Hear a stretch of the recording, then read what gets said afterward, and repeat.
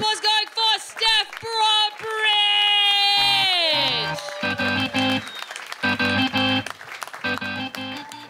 Yes, hello. This is so exciting to be here. You guys have been such a nice crowd to everybody, so well done you guys. But if I'm being honest, we have been sitting backstage looking at some of the TikTok comments and they have not been quite as nice. So I'm just going to get on top of that and go, sorry, please like me, I need this to work out. But we're all here now. A special shout out to Hot Dong Cockslapper 69. I'm sorry you don't want to fuck me. I probably will still be interested in fucking you. We'll chat later. All right, hello, this is fun. We're out, we're doing stuff, and we need a laugh at the moment, don't we? Because the world's fucked. It's fucked, it is. I'll be honest with you guys, I got the COVID. I know, I found out yesterday. Is she joking? I don't know, I'm not checking. So I'll tell you guys what happened with my COVID. Oh, first of all, actually, who's had it? Give us a cheer if you've had the COVID. Yeah, see, everyone with friends has now had COVID. That's how it works.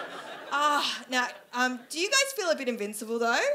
Like, I know you can get it again, but I've just been walking around the streets feeling totally safe. I'm like, is this what having a penis feels like all the time? Oh, my God. I want one. So yeah, I'll tell you guys what happened with my COVID. I got it over Christmas, so we were just transitioning from the PCRs to the rapid tests that meant I had to get both.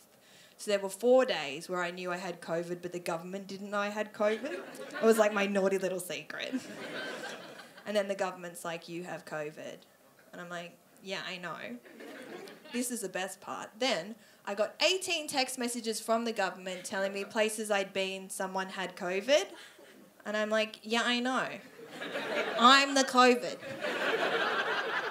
Right? Like, don't mansplain my COVID to me. Oh, it was like the time a bunch of guys just started texting me saying they had herpes. And I'm like, yeah, I know.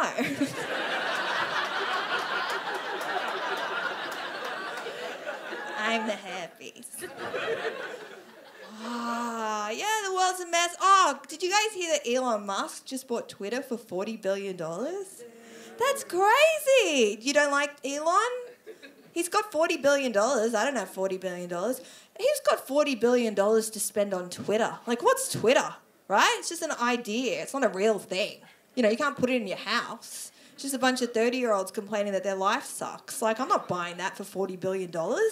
If I spend $40 billion on something, I better be able to eat it or fuck it. Now, who hasn't had COVID yet? Give us a cheer if you haven't had it yet. Yeah. All right. Hey, maybe tonight? Why not? Take the week off work. You've earned it. If you haven't had COVID yet, I will give you a heads up. You don't get a phone call from the government. I was so disappointed. I heard I was going to get a phone call. I heard there was a thermometer involved. I'm like, where does that go? You know, exciting stuff. But no, you just get a shitty text message. And I reckon that's because we've got a male premier now, right? Gladys would have called.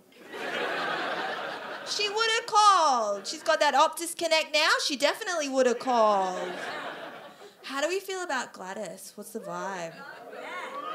All right, mix, yeah. I mean, I feel sorry for Gladys. Yeah. Because she's got to be the only woman in political history who fucked her way to the bottom. I'm like, bang up, stupid. Oh, my God. Imagine blowing your whole career for a guy named Daryl. Poor Gladys. I'll share something with you, fans and TikTok people. So I'm 39 years old. Thank you, I look amazing. No one said that, I'm thinking it. 39, and now it's not that old, but I have started noticing signs of aging that they don't tell you about. Like, no one told me when you get pillow face as you get older, it doesn't bounce back anymore. I woke up hours ago, and if you look, you can still see the outline of my bathroom floor. 39 and no kids, which is my choice, right, ladies? Thank you. Yes. And look, I think if I was going to have kids, I'd like to adopt some from a broken home. Yeah, you know, because then if they turn out fucked up, it's not my fault. Just standing there while my kid's biting all the other kids, and I'm like, oh, sorry, he's a rescue. Yeah. All right, well, I'm a bit of a mess, if I'm being honest. I am. This happened to me in lockdown. I got rejected by a psychiatrist. Did you know they're allowed to do that? No. He goes, I don't think I can give you what you're looking for. And I was like, Daddy, no. My big problem was that I was fat in high school. I was real fat in high school, right? But it was before the internet, so, you know, prove it. Right? Everything's online these days. These poor kids can't get away with anything anymore. Like, I feel sorry for them. I do think it's weird, though, that in a digital world, there's still someone taking the time to draw those cock and balls on toilet doors. Like, who is he? Who's this nostalgic hero that loves dick but hates photography? They're very funny, though. We've all laughed at a cock and balls on a toilet. You laughed at a cock and balls on a... You've definitely laughed at a cock and balls on a toilet. I worry about them. I think they set an unrealistic expectation of the male form. You know, I think young men look at these images and they think, well, mine's not a thick, symmetrical masterpiece with 2 perfect circles for balls and 3 spiky hairs sticking out of each ball and they're always orgasming. That's a lot of pressure for a young man. It makes me think maybe that's why dick pics exist. Yeah. And now I know for sure. Right? But it's just these poor guys looking for a bit of validation. Yeah, so whenever I get an unsolicited dick pic, I just write back, thank you for being brave.